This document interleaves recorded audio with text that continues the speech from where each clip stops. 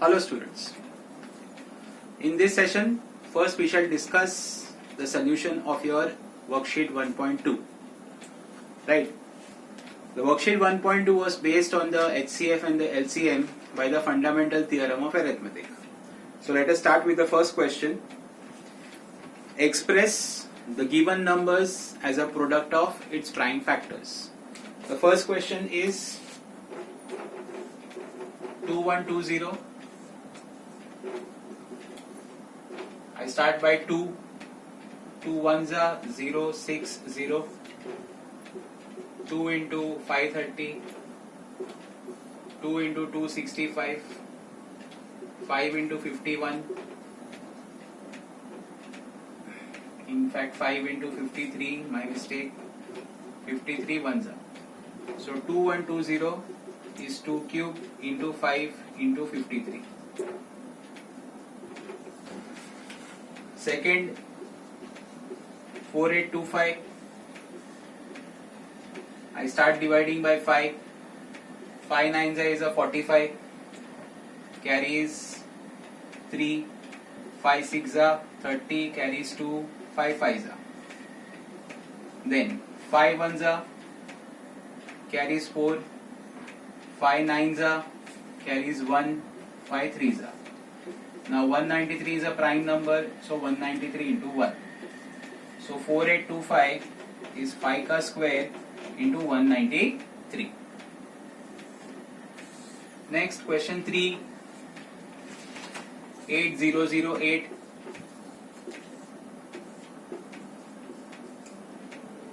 Start with 2. 4004. Then 2002. Then 1001. Then I can go with 13, or in fact 11, 11 nines are, 11 ones are. Then I have 13 sevens are, 7 ones are. So 8008 will be 2 cube into 7 into 11 into 13. Then I have question number 4, which is 1500. I can start with 5. 5 into 300, then 5 into 60, 5 into 12, 2 6 are, 2 3s are, and 3 1s are. So 1500 is 5 cube into 2 square into 3. Then you have question 5, which is 420. I can go with 2 into 210, 2 into 105, 5 into 21, 3 sevens are, 7 ones are. Therefore 420 is 2 square into 3 into 5 into 7. Right, so that is your question number 1. Please verify your answers. Right, then we shall proceed to question number 2.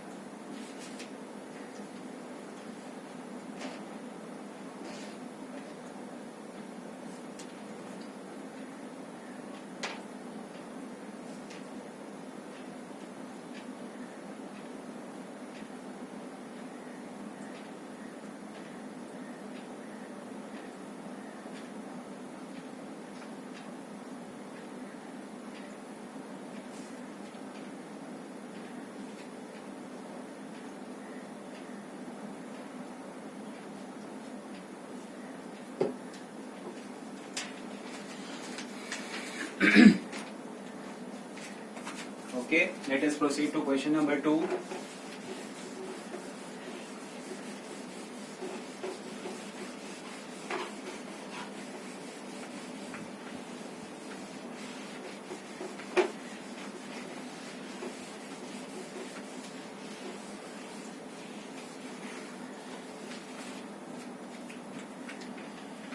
Question number 2 is find the HCF and LCM using the fundamental theorem of arithmetic and also verify that the product of numbers is equal to HCF into LCM. So first, I have 52 and 182. For 52 the factors are 2 into 26, 2 into 13 and then 13 into 1. For 182, 2 into 91, 7 into 13, 13 into 1. So 52 2 square into 13, 182 2 into 7 into 13. The HCF, common factors raised to their lowest powers. So I have two common factors, one is 2, other is 13. For 2, power is, lowest power is 1, 13 also lowest power 1. So you have 26. LCM, you have 2 square 7 into 13. Right, now 2 square is 4. 4 sevens is 4 into 13 is going to be 52, and 52 into 7 you have 364. Right, now for the verification,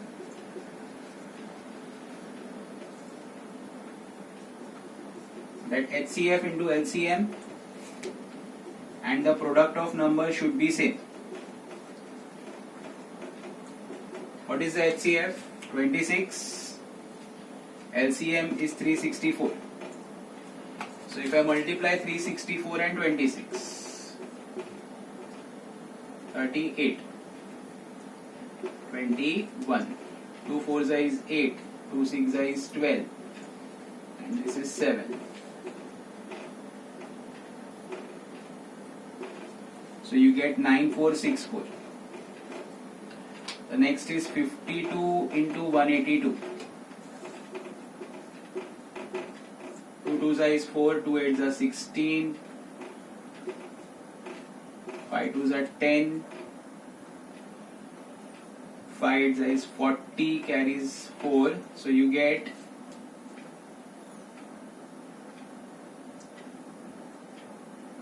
this is going to be 5 8s are 40 and 41. 6. So here also we have 9464. Right? So kindly verify your solution, then you can proceed further.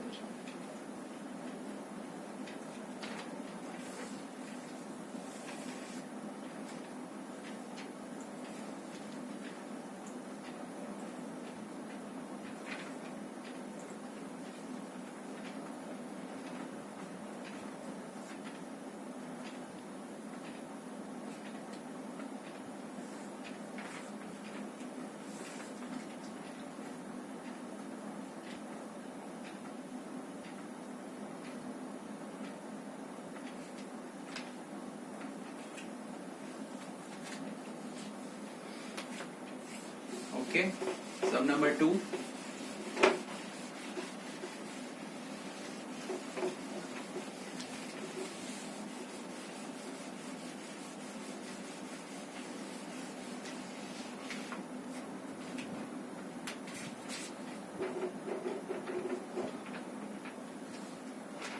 It is 1200 and 720.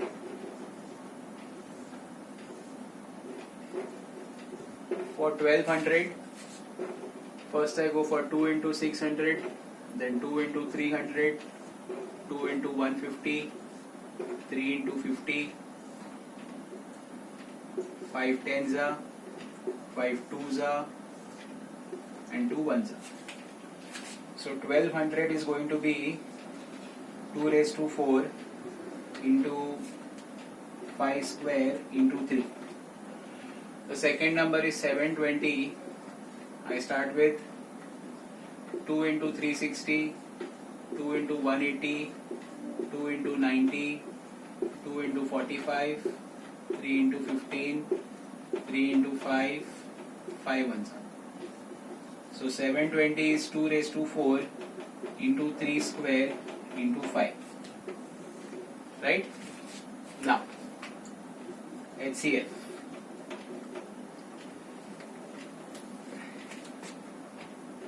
Common factors raised to their lowest powers. For 2, in both of the products the power is 4. For 3, the power is 1, the lower power is 1. And for 5, the lower power is 1. Now 2 raised to 4 will be 16 into 15. 15 6 is 90, carries a 9. 15 1s are 15 plus 9 is 240. Right? Next is the LCM.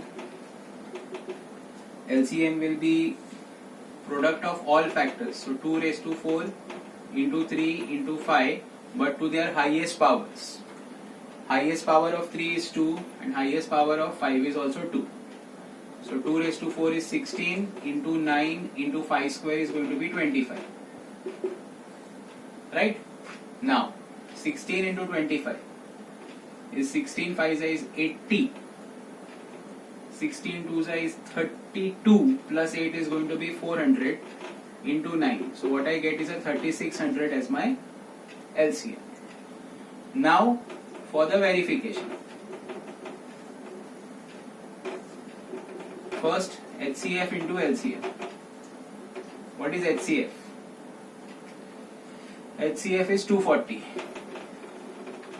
LCM is 3600. So I have 1, 2, 3 zeros which I keep at the end. 24 6 is a 144. 24 3 is a 72. 72 plus 14 is 86. Then I go for the product of numbers. That is 120 into 7200. Once again I have 3 zeros. I keep it at the end. 12 2s is a 24.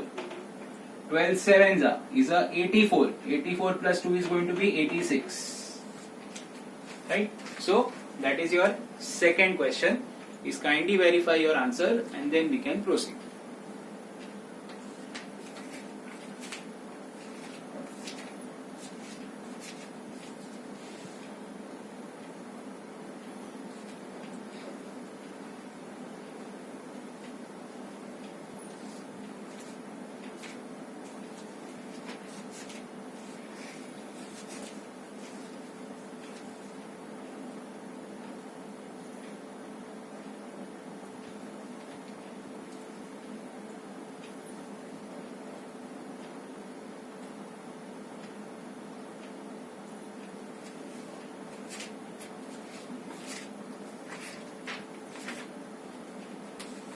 Okay, we go to sum number 3.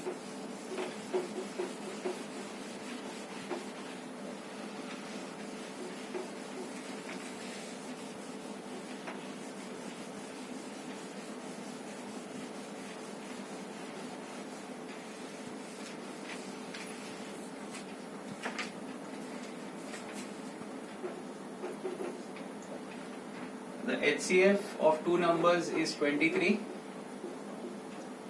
The LCM is 1449. One of the numbers, say A is 161. We have to find the value for B. Right. Therefore, I can say that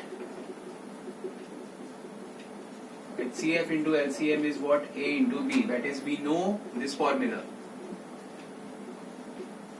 So 23 into 1449 is 161 into B. So 23 into 1449 upon 161, that is equal to B. Now 23 will cancel 161 as 7s. Right. Now 7 will cancel 1449. First it is 7 2s. Then since we only have 4 7 zeros, now you have 49, so 7 7s. So B is going to be a 207. Right. Now the second is of the same type. The LCM is to be found.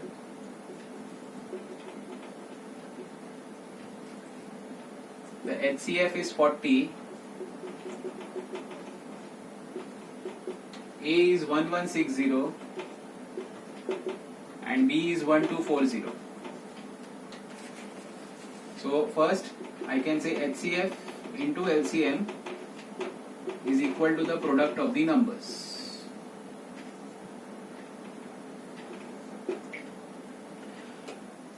So 40 into LCM is 1240 into 1160. So HCM will be 1240, LCM will be 1240 into 1160 divided by 40. Right, 0 cancels, this becomes 31. Right, so now it is 1160 multiplied by 31. So 0, 6, 1, 1, 0, 0, 3, 6 is 18, carries 1 and 3 ones are. So you have 0, 6, 9, 5, 3. So 35960 is your final answer. Right? So please verify both the answers and then you can proceed.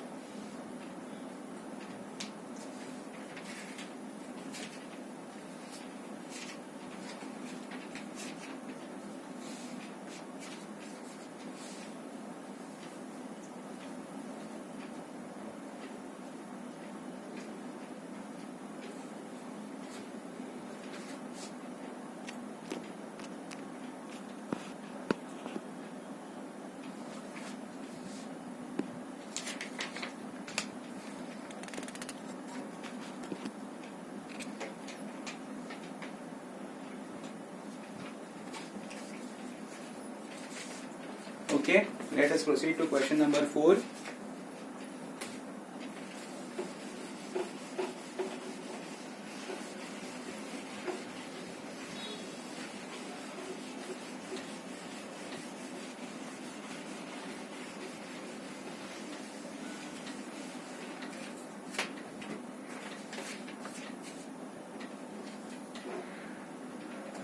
Prove that following numbers cannot end with 0 for any natural number n. Right, now we had done one such sum in exercise 1.2. What was the concept? For any number to end with 0, the prime factors of that number should contain both 2 and 5. Only one of them will not be done.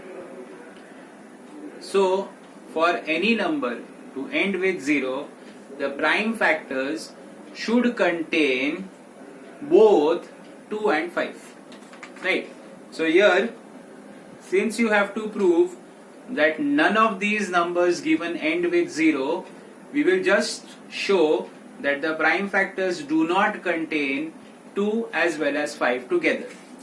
Right, for the first one, I am not writing the statements, I am just showing you they do not contain both 2 and 5. This will be 2 square power n, that is 2 raised to 2n. So here you see it does not contain 5.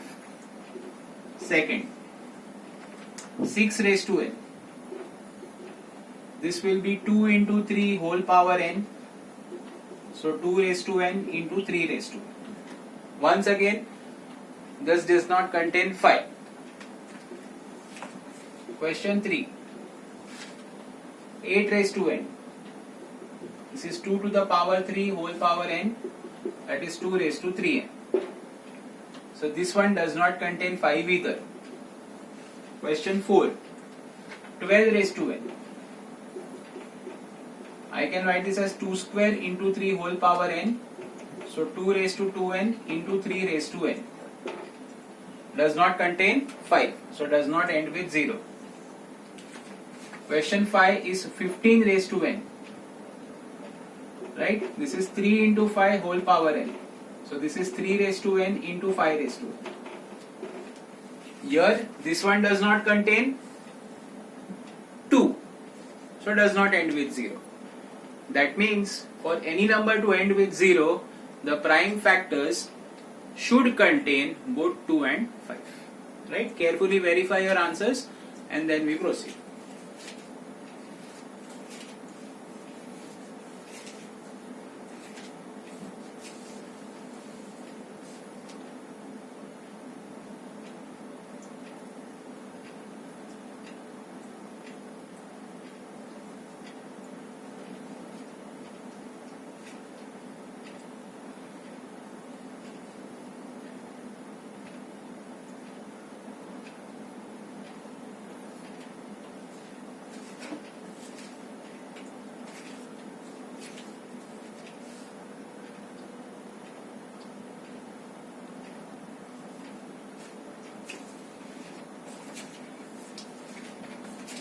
Okay. Sum number 5.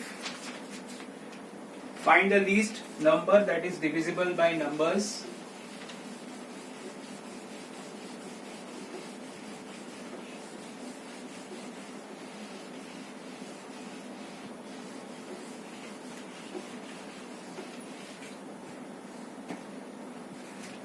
from 1 to 10.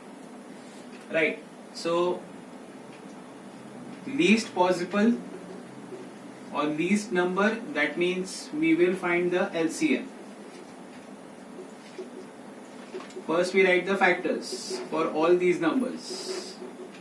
1, 2 into 1, 3 into 1, 2 square, 5 into 1, 2 into 3, 7 into 1,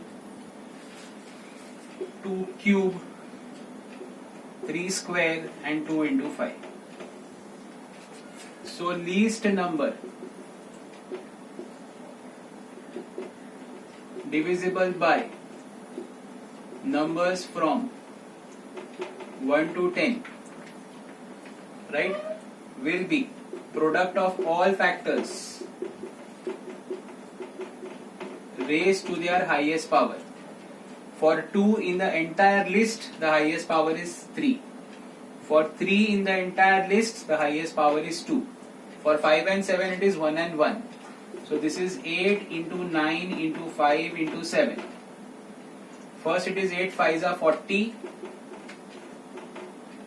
Then it is 9 7s are 63. 4 3s are is 12, carries 1. This will be a number which is divisible by all the numbers from 1 to 10. The smallest number divisible by all the numbers from 1 to 10. Right? Please note it down. If you have not yet done it, please take it down carefully.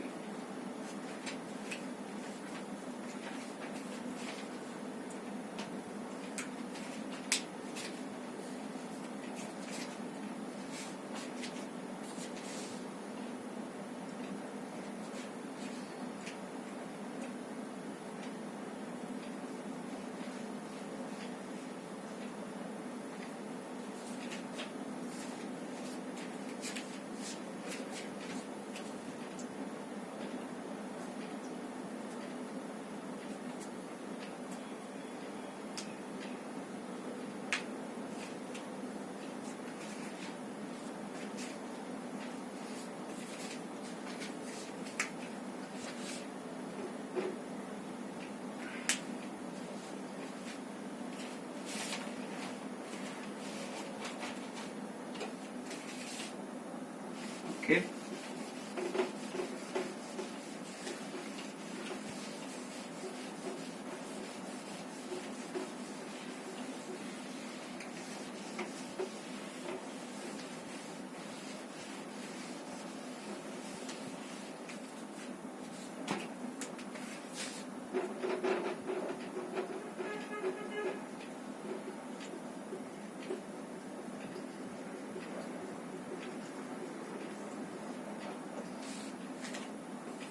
Our next topic is that of irrational numbers.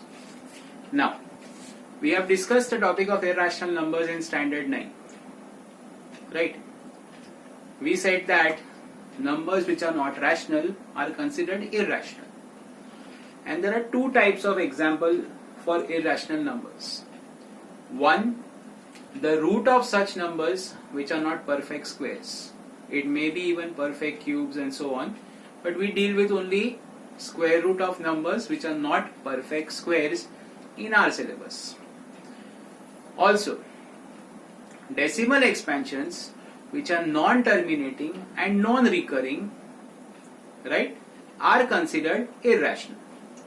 Now in our syllabus, we only deal with the first type of examples, that are square root of numbers which are not perfect squares. Yes, for example, I take a root 2, root 3, root 5, so on. All of these are irrational. Now we already know that they are irrational. But in our syllabus, we are going to prove that these are irrational. Now how to prove such statements? Right? these statements are obviously true. So to prove that these numbers are irrational, we are going to use a method of contradiction. Right? That means we will start with a false statement, a false assumption. And before we proceed to that, we need to understand and remember two concepts. First,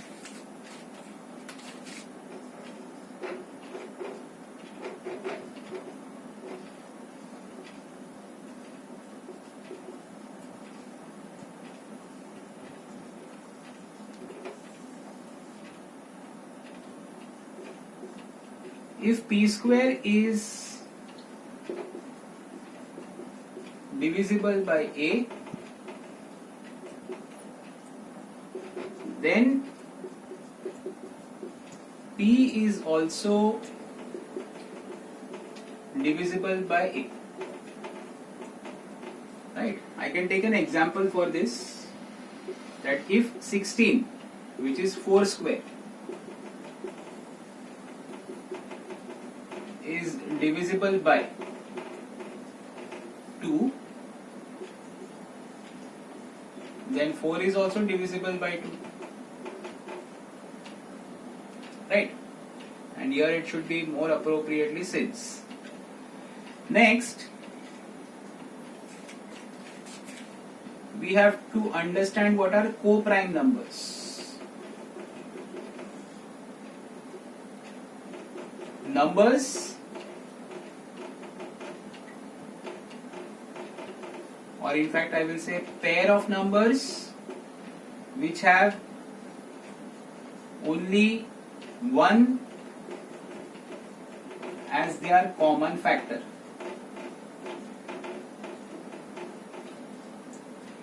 Right? Say a 3 and 5, say a 8 and 9, say a 12 and 17, so on. It means also that if I put them in the form of a rational number, say a 3 upon 5 or a 5 upon 3, you cannot reduce them further. That is the last possible way to express them as a rational number. For example, I can say that 10 and 12, this pair of numbers are not co-prime numbers. Right? Why? Because I can still reduce them further. I can make it into 5 upon 6 after I reduce them or cut them with the help of 2. So 10 and 12 are not co-prime, but 5 and 6 are definitely co-prime. Right? So these two statements are going to be important while we are using method of contradiction to show such kind of numbers are irrational. Right? Please note this down and then we can proceed.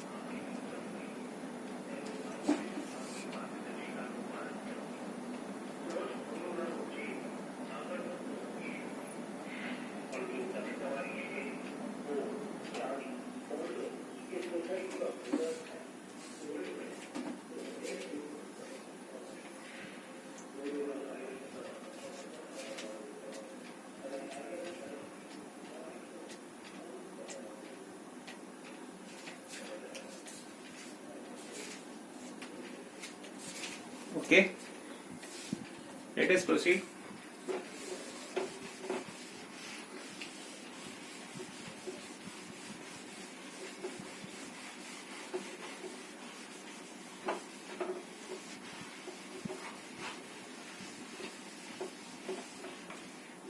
We look at the method first to show.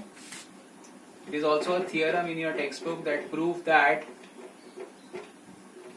root 2 is irrational. Right? So I start with, carefully look at the statements what I am writing. All these statements are going to be compulsory. Let root 2 be irrational. Therefore,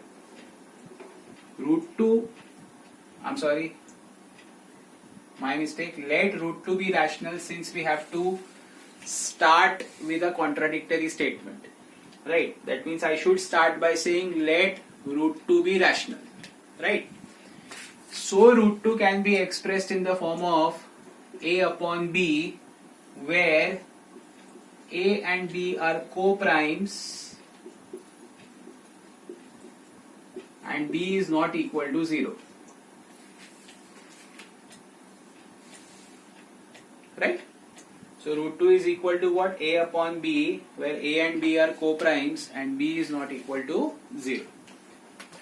Right? Now, further what I am going to do, few steps are mathematical. First I am cross multiplying b, so root 2b is equal to a. Then I am squaring both the sides, that means each of these terms will be squared. So I get 2b square is equal to a square. That means b square is equal to a square by 2. Right? Now when I say square by 2, that means a square is divisible by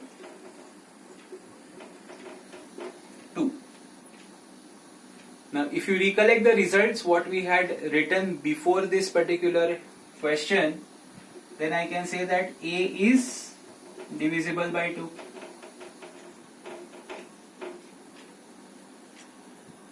Am I clear up till here?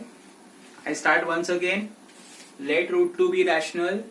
That means root 2 can be expressed in the form of a upon b, where these two conditions are satisfied. First, that a and b are what? Co-primes, which means a and b cannot have any common factor other than 1. b is not equal to 0, because if this becomes 0, the number cannot exist. Then you had the mathematical steps and you showed that b square was equal to a square by 2. Since it is a square by 2, I say that a square is divisible by 2, and therefore a is divisible by 2. That was the result what we had discussed earlier. Once a is divisible by 2, right, that means I can write a is equal to 2 into something. Right? If divisible by 2, that it can be 4, it can be 6, it can be 8, but we don't know what it is. So I write it as 2 into something. So I write a is equal to 2 into c, where c is a natural number. Now substituting a is equal to 2c in suppose equation 1. So I will get b square is equal to 2c ka square upon 2. b square is 4c square upon 2. Right? This will cancel. So I get c square is equal to b square by 2. So now I have a similar situation as equation 1.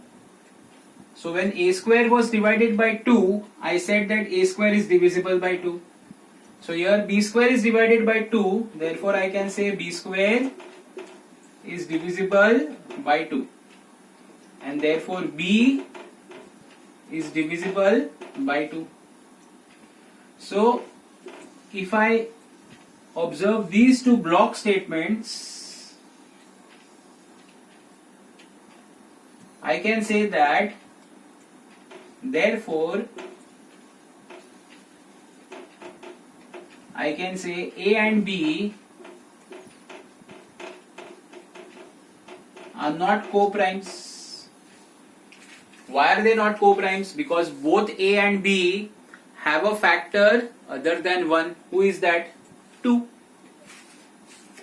if A and B are not co-primes, therefore our assumption is false. And if our assumption is false, what was our assumption? That root 2 is rational. Therefore I can say root 2 is irrational. Right? So this is how I am using the method of contradiction to show that root 2 is an irrational number. Right?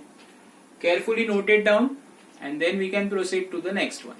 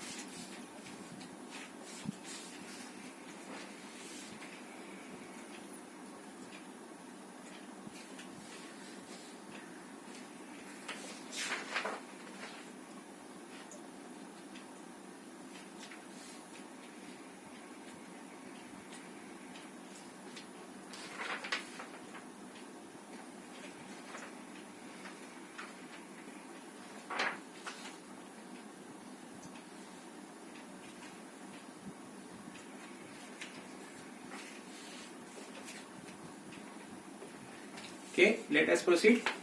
So actually what we have done over here is your theorem 1.4, right? Now I am going up to exercise 1.3.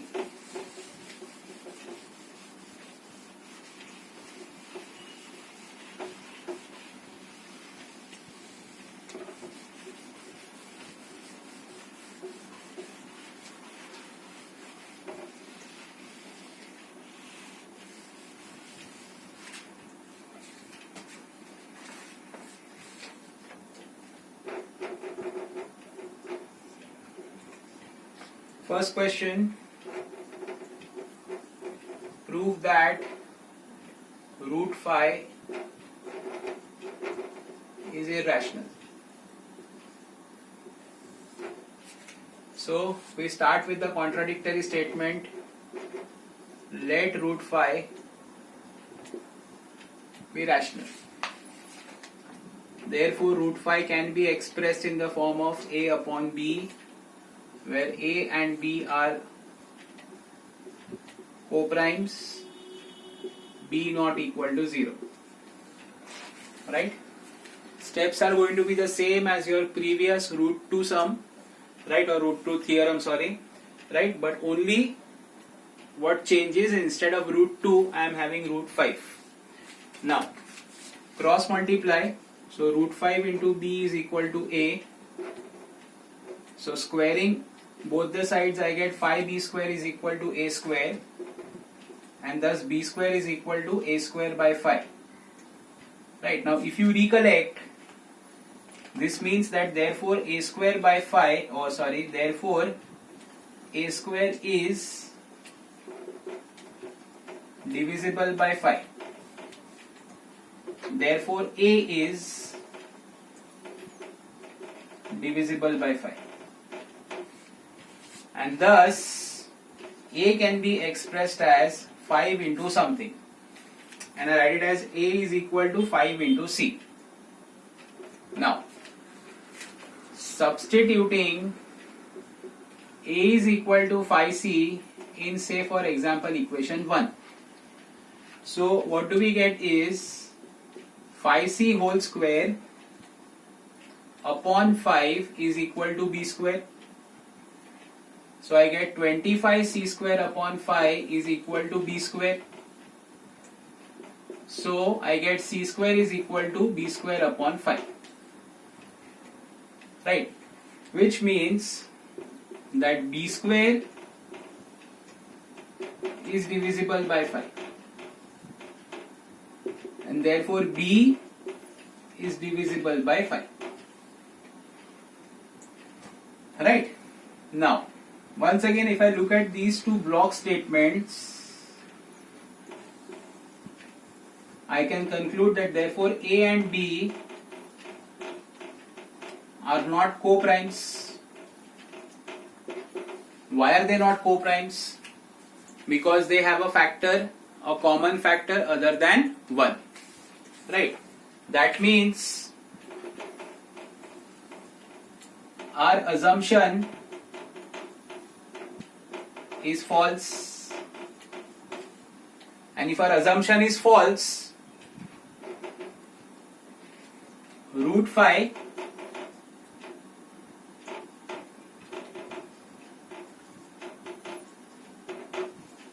is irrational. Right? So that is your first sum of exercise 1.3 is kindly noted down. Then we proceed to sum number 2.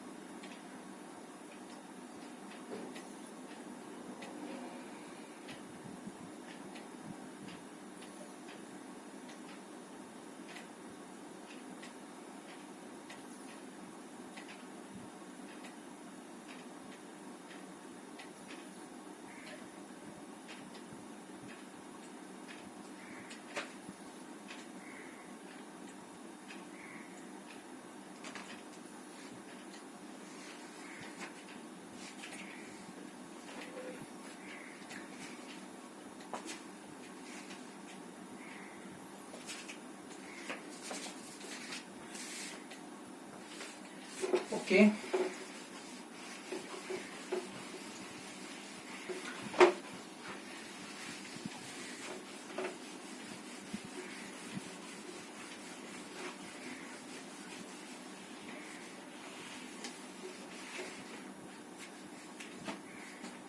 Question number 2, prove that 3 plus 2 root 5 is irrational. Right? Now, to proceed with these kind of questions, you don't have to prove that root 5 is irrational separately as we had done it in the previous question, right? Unless and until it is asked to do so. So, if your question is prove that root 5 is irrational and then hence prove that 3 plus 2 root 5 is irrational, then you have to do the complete sum 1 and then proceed with the second part. But if you are asked such a type of a question as question 2, prove that 3 plus 2 root 5 is irrational, then we do it in this way. Let 3 plus 2 root 5 be rational. That means 3 plus 2 root 5 can be expressed in the form of A upon B, where A and B are co-primes and B is not equal to 0. Right? Now, in this particular expression, we want to keep the root 5 on one side and shift everything else on the other. That means first, 2 root 5 will be a upon b minus 3.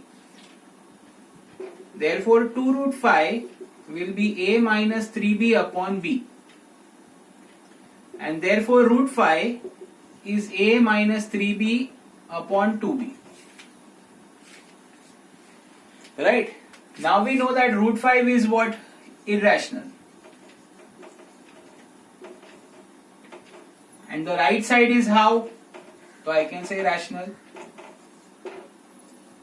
Right? Because if a upon b is rational, if I perform certain mathematical operations with rational numbers, I will get a rational number. Therefore I can say now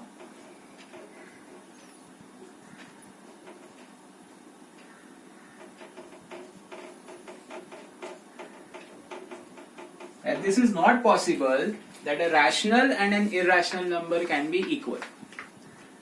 Right? So if rational and irrational numbers cannot be equal,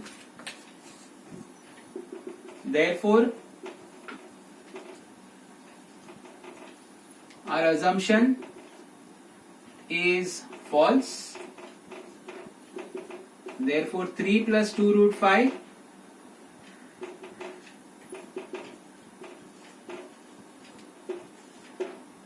is irrational.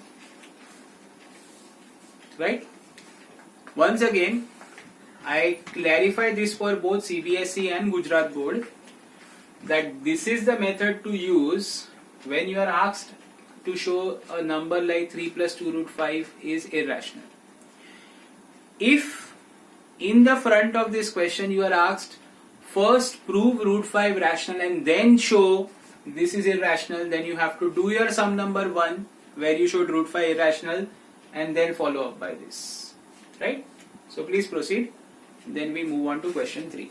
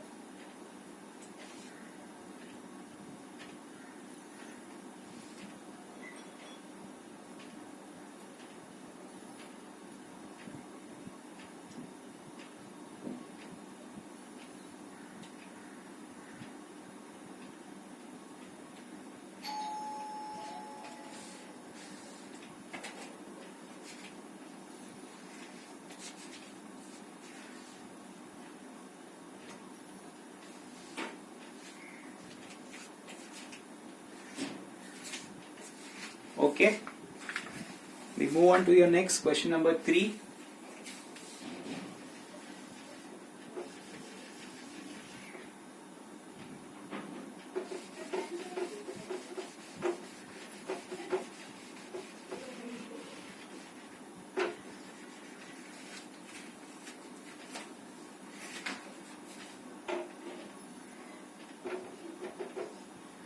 The first one where I have to show 1 upon root 2 is irrational. Right. So I start with the contradictory statement, let 1 upon root 2 be rational and therefore 1 upon root 2 is equal to a upon b. Right. Therefore root 2. Remember I will keep the root on one side and everything else on the other. Here there is nothing which I can take it on the right side. So I am simply going to make a reciprocal that root 2 is equal to b upon a. Right? Now root 2 is irrational, b upon a is rational. But we can say this is not possible. Why? Because an irrational number cannot be equal to a rational number. Therefore our assumption is false and therefore 1 upon root 2 is irrational. Right? Okay, please take it down, then we proceed.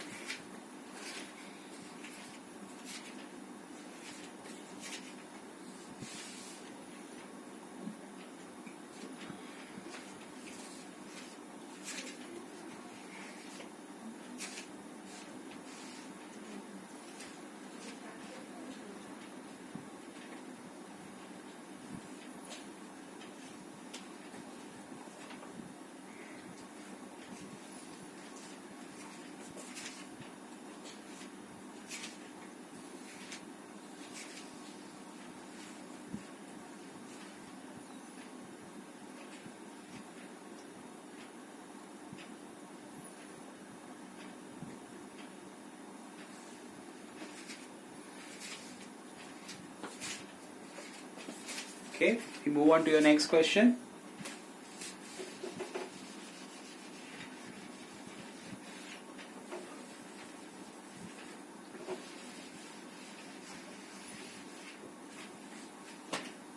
This question number 2,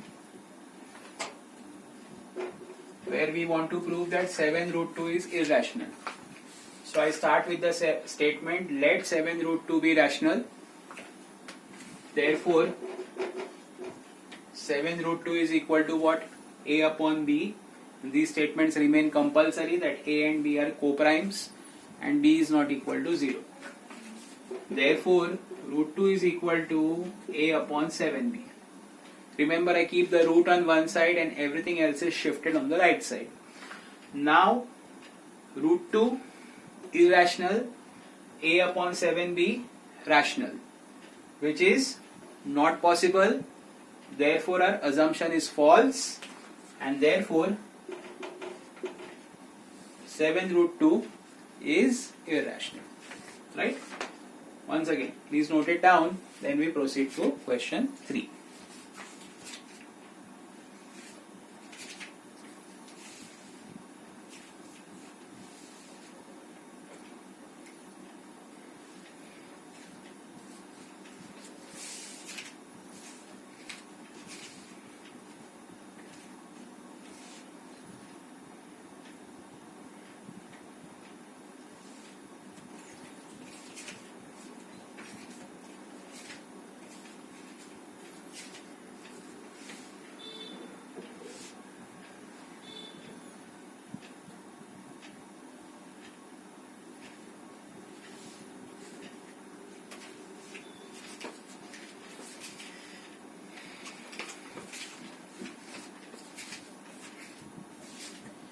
Okay, in question 3,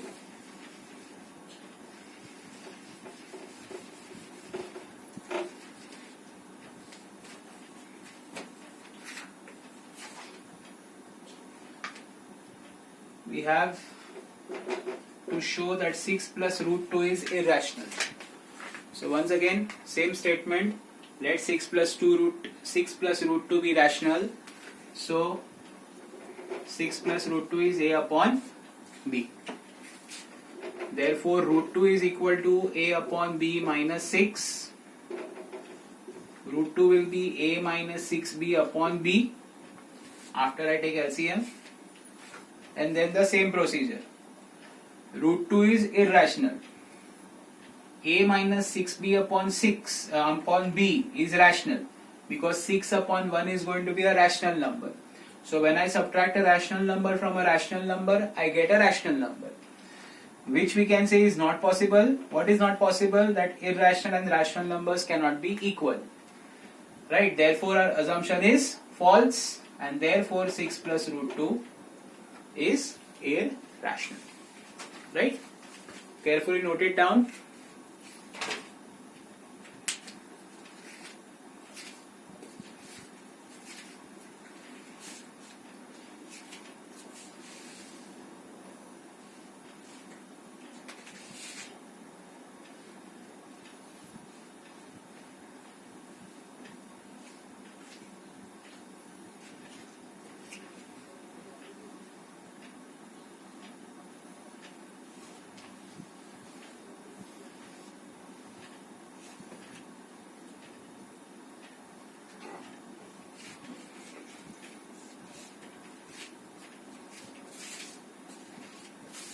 Okay, so this was your exercise 1.3 and the solution of worksheet 1.2. Right? You will be given a worksheet 1.3. Right? So in the next session we shall discuss the solution of that worksheet also. Till then, thank you.